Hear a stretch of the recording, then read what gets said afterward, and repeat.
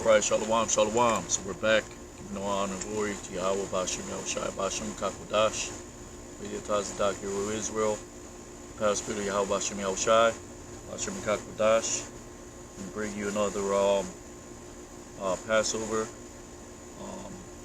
Sabbath service, right? And where do we leave off at? Left off at the book. Left off at the going into the law, right?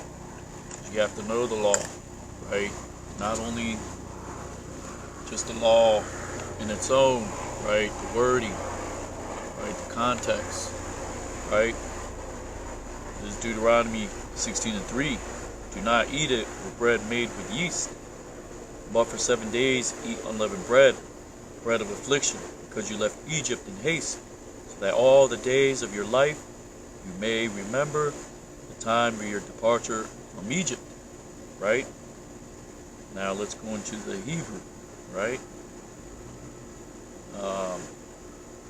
It's at Deuteronomy 16:3. Going to the blue letter, right? Because this isn't just about the prophecies, right? This is about going into the words, right? Context, right? Showing doctrine and clarity, right? This is what we're out here to do, to give you sound doctrine, right? Sound words, right? This is what it's about, right? The scriptures say that a man with his words making himself beloved, right? Now the word is what we're doing in order to make the call and election sure, right? Being clear, right? Precise in the things that we're expounding on, right? With all long suffering, right? According to thus saith the Holy Bible, right?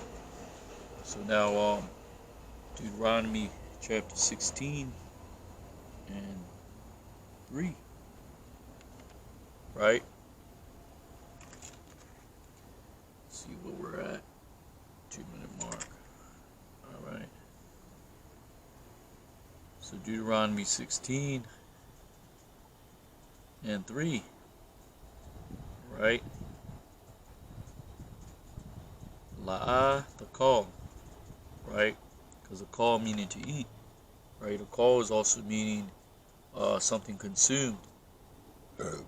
So like it, whether by fire or whether consumed through destruction, right? Now in this instance you would say la'ah, the call, right? Because the tha is addressing the reader, right? You would not just say la'ah, a call, right? Because that just means do not eat, right? But when you say la'ah, the call, that means you would not eat, right?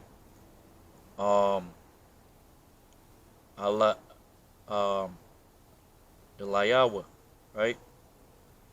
Just so you can understand what I'm saying, right? You would not eat upon it, right?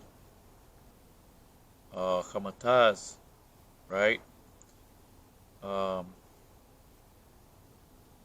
Because you're not going to say hamataza, right? Because it's just to make it as precise as possible to the listener when you are speaking this word, these things in person. That is, right?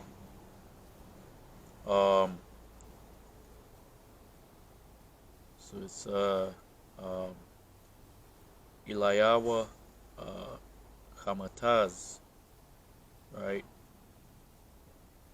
Because the taza, right, is just, if you say like matazawath, right? But when it's in the end of a word, it's just gonna say taz, right? Hamataz, right? It's not about just pronouncing every single part of the word every single time. Depends on where that word lies. right? Now, hamataz is uh,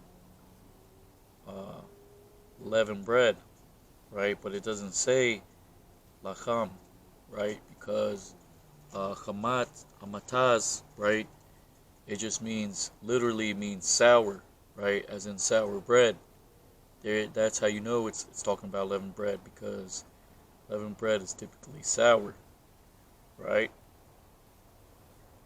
Um, and you can look into how sourdough is made, right? It's typically very easy to make, right? Just like leavened bread, right? Um, so this is the blue letter for hamataz, right? Um, or you could say hamatz, right? But really, just to make it clear what you're saying, hamataz, right? Um, because hamatz would be like saying hamatasa, as in sa, like with a s. Okay, but this hamataz is how you know the difference, right? Even in speech, right? So it says hamatz, mainly hamataz, right? That which is leavened, right? That which is gained by violence, right? Which is why the Apostle Paul said, purge out the old leaven, right? Because you had Jews who were following the examples of their leaders, right? The majority, the rulers of the Jews, following their ways of hypocrisy. They were doers uh, um, of iniquity, right? They weren't like Yahushua Mashiach, right? He said, you neglect the weightier matters, justice and mercy, right? So these were ruthless men, right? They glorified in teaching the law, but they were not the doers of the law, right? They put heavy burdens, grievous to be borne, on their disciples, and make it one of their proselytes a twofold child as hell, right? You see our people in this type of things today, right? With these various doctrines of devils. People love to be caught up in romanticized things, right? Something romanticizes, um, just making something sound extravagant when really it's a snare, right? Which is what you have when Christianity, Catholicism, right? These have a form of godliness but deny the power thereof, right? As well as these various camps, right? Not calling upon Yahweh Bashim Yahushai, Bashim Kakwadash, not giving you the 100% truth, the full understanding, right? The warnings, the admonishments, right? When this is part of the weightier matters, right? Admonition, right? Not suffering sin upon your neighbor, right? Which is why uh, we at Hero Israel, right? We give double honors to the others and apostles, Great Mill Stone, because they're the most hated camp. Why? Because these brothers are going to tell you to your face, going off, right? And that's something that you got to respect, right? You, like scriptures say, it's better open rebuke than secret love, right? We're not about man pleasing man, right? We're not about speaking our mind, right? We're about, thus saith the Holy Bible, right? The 100% truth, the full understanding thereof, right? So that you may grow and in the correct manner, right? So hamataz, right? That which is gained by violence, or wrong, right? Because this is what the rulers of the Jews were doing, right? With their hypocrisies, right? It also means that which is leavened, right? Anything leavened, right? Now you go into the biblical usage. The thing leaven, right? Ferment, extortion, right? Leavened bread. Now you go into the Strong's. What is this? The other Strong's definition for it, hamataz, to be a primitive root, to be pungent in taste, sour, right? As in sourdough, something that is leavened, is a opposite of what you would call unleavened bread, right? Matazawaf, right? Which is sweet. That literally means sweet, right?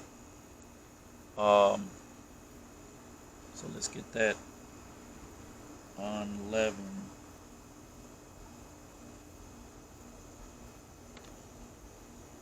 Right? Matazah. Right? Or in some instances, matazawah, meaning that's plural. Right? That's the plural form. Matazah, what is sweet? The root matazats. Right? That's matazats. Right? So you see hamataz, I said hamataz, right? Because it was hamataza. But when you see something like the root word for mataza, which is unleavened bread, the root is matazats, because there's two tazas on there. Mataza. So it's matazats. Right? So you see, that makes sense, even in speech. Because not only is this to be understood in text, it's to be understood in speech for those that go into the Hebrew. Right? And we don't subscribe to the vowels because that's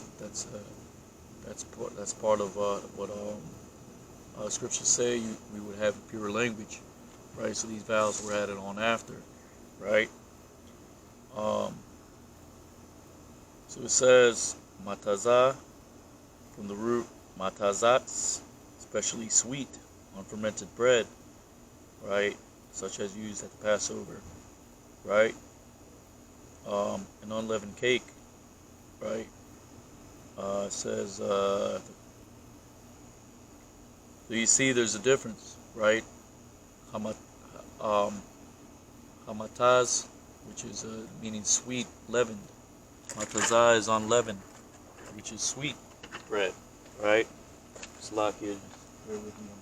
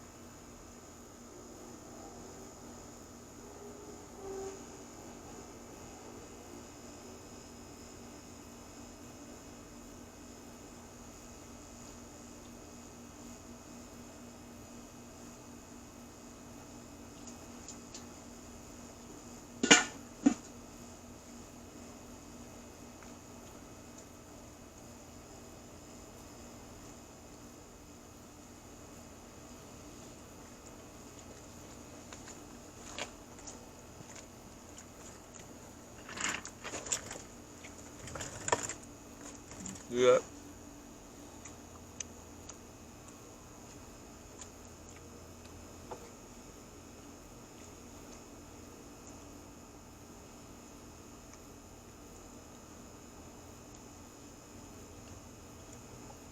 Matazah, unleavened bread, right?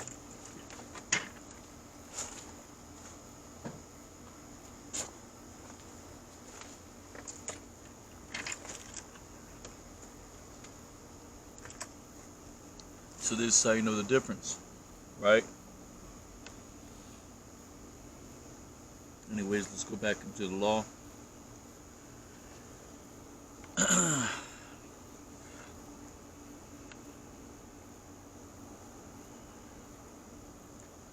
So Leviticus 23 and verse 6. On the 15th day of the same month is the feast of unleavened bread unto the Lord. 7 days you must eat unleavened bread. On the first day you shall have an holy convocation. You shall do no servile work therein, But you shall offer an offering made by fire to the Lord 7 days. The seventh day is a holy convocation. You shall do no servile work therein. Right? It's not good. Gotta wash his lamb down. Right? So it's Manchowitz. Oh, kosher for Passover. Right? And I don't mean to drink it like this, you know. It's just I forgot to bring a cup.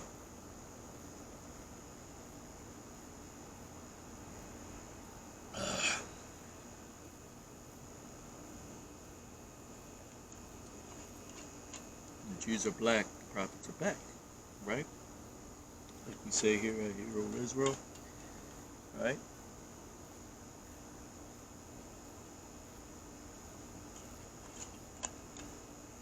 Keep the deacon's name out of their mouth. Right? Inside joke.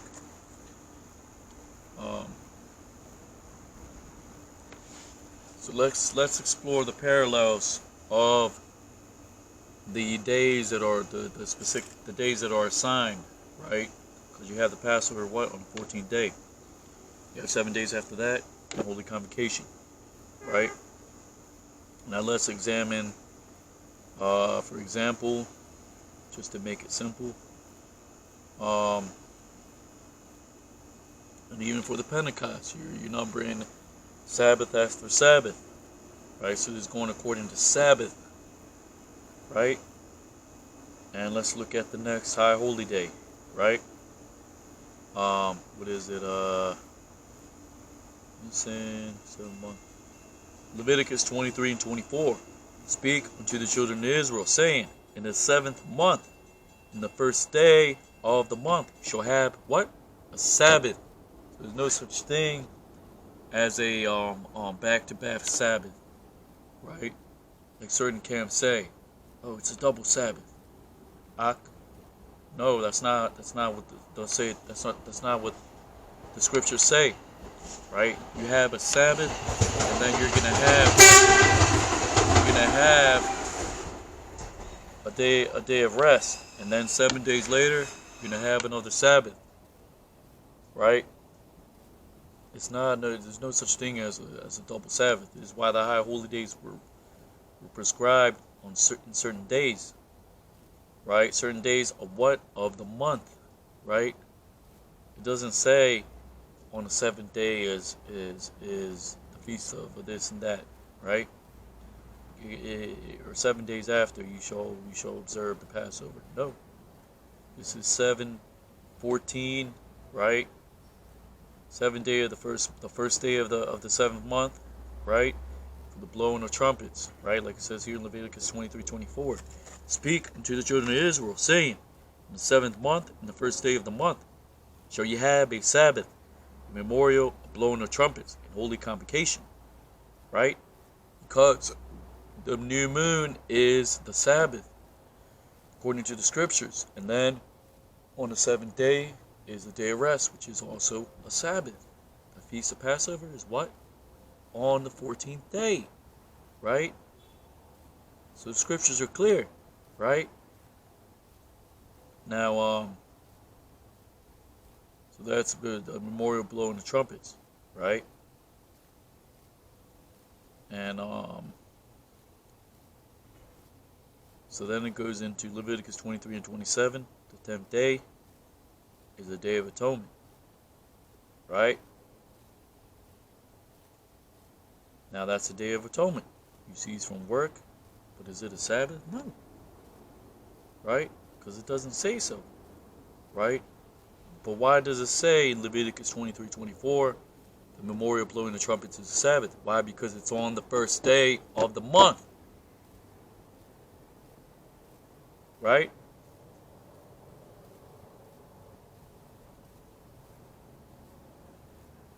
Now let's scroll on down, right?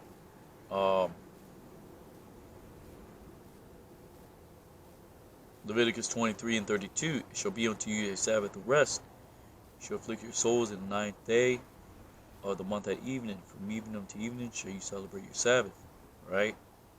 That's talking about a day of rest, right? To cease from your labor, right? It's not an actual Sabbath, right? This is why you have to go into the Hebrew, right? Shabbat, meaning to cease from your labor, right? So by definition, it is a Sabbath, but you're resting on that day, which is why it's on the 10th month, right? It's a day of rest, right? When the Most High God ceased from his work, he what? He Shabbat, meaning he ceased from his labor, right? Which is the Alahayim through the Most High God Yahweh, Bashem El Shai, right? Bashem Rakakwadash. Now let's go into that. We're at the 21-minute mark, but let's get that real quick. In the Blue Letter Bible, I'm just going to type in rest. And what do we get?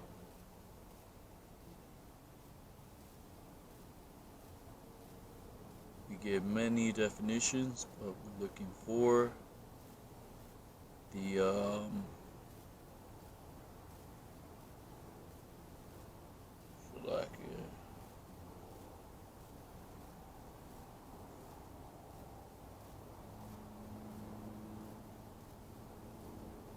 here it is. Shabbat, right? Concordance.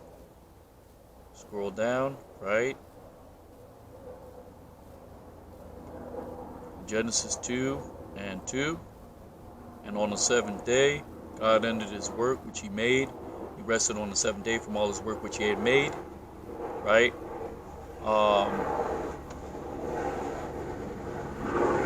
Right? Wayakal Alahayim, right?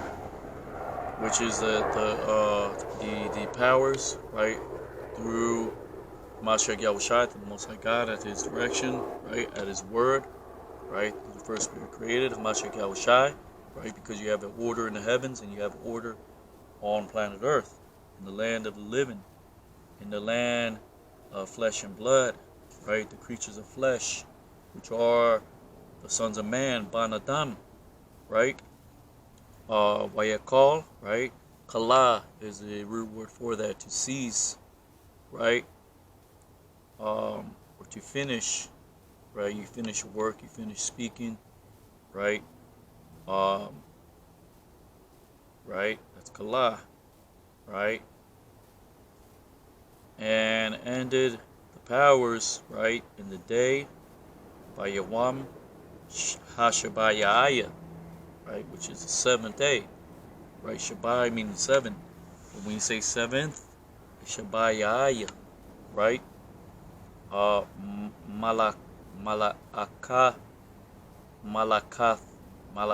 Malakathawa, right? Their work, right? Their labor, right? Malakah is labor or work. Shar, which, Asha, which they made, right? Which was made, right? Via Shabbat, and they rested by Yawam Hashabayaya in the day the 7th. Makal Malakathawa, right? From all of their labor. Which, Ashar Asha, which was made, right? Because the account of creation, right? It's going to be as direct and as simple as possible, right? And in the other accounts, right, you can have it written in a certain manner, right? Because it's going into a narrative, right? The narrative of creation is what? To make it as compact as possible, right? To put it all together, right? And to have it so it presents itself in the way to which those that understand will understand. Simple as that, right? Now, Slaki, I'm gonna check on this real quick. This lamb. Take another sip of wine.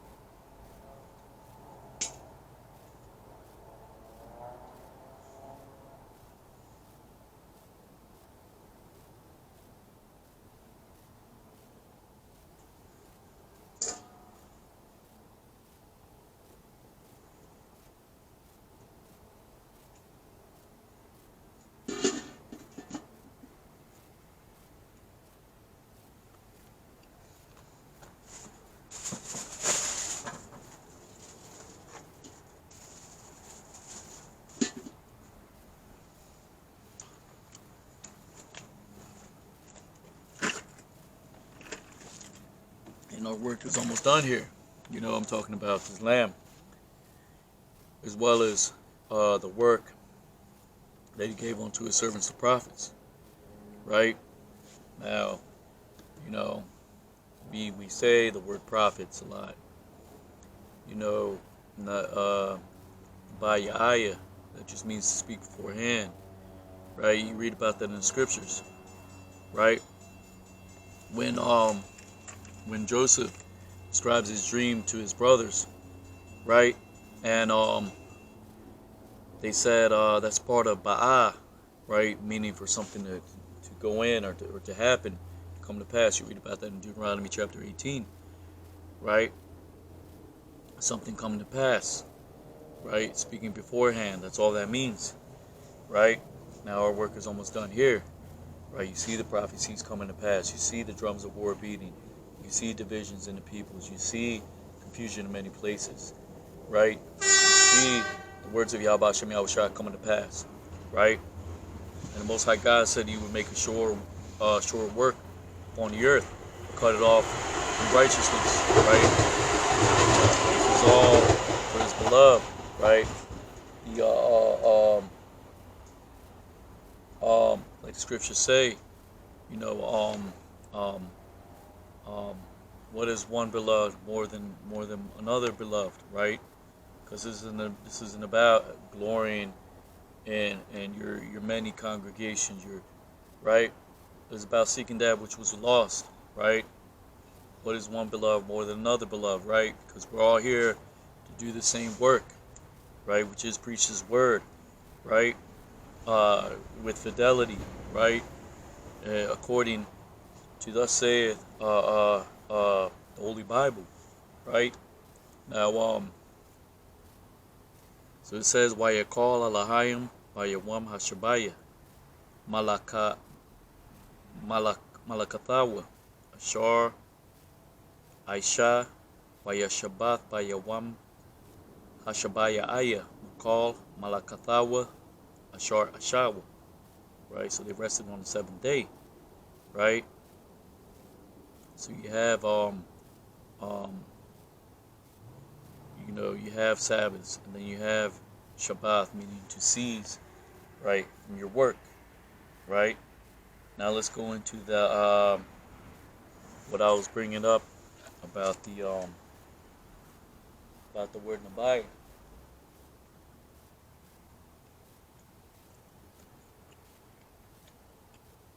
Because there's a certain understanding that goes with that.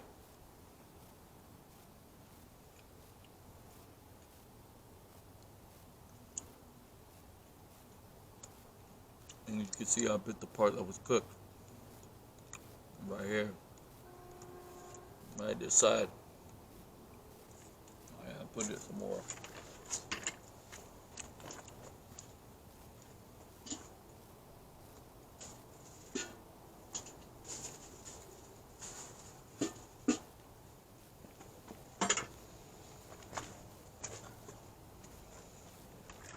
Right? The past video, how about Shemel Shabbat Shemel Kakudash? Right? Double honors to the awesome apostle, great men of stone. Right? It's for the Atazadak hero of Israel. Right? And where we at? 29:52 mark. Kwame Ashrala, Shalom about the ball. Next lesson coming.